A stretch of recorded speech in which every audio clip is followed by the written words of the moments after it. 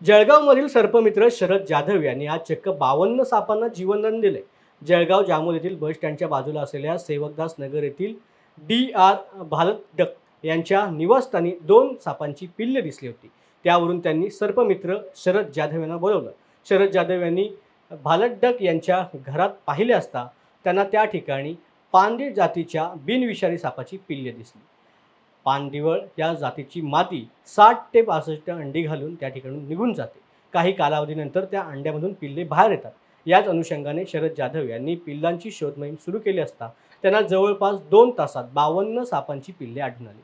त्यांनी या सापांना एका बरणीमध्ये जमा करून जंगलामध्ये सोडून दिलं असून शरद जाधव यांच्या या कामाचं कौतुक जळगावमध्ये नागरिकांकडून केलं जातं। नमस्कार, मी सर्पमित्र शरद जाधव।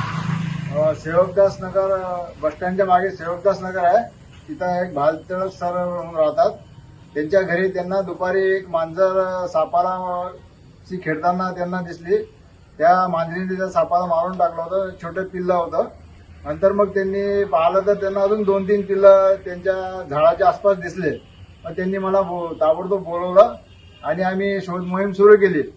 तर जवळजवळ आम्हाला 50 ते 52 सापाचे पिल्लं दिवळ या जातीचे आढळून आले आणि आम्ही ते सर्व एक एक जमा करून त्या बरणीमध्ये पकडलेले आहे। जवळजवळ 2 तास आमचं हे साप काढायचं मिशन चाललं आणि सर्व सापांना आम्ही व्यवस्थित त्या बरणीमध्ये टाकलं आहे आणि याला आता जंगलामध्ये सोडून देणं।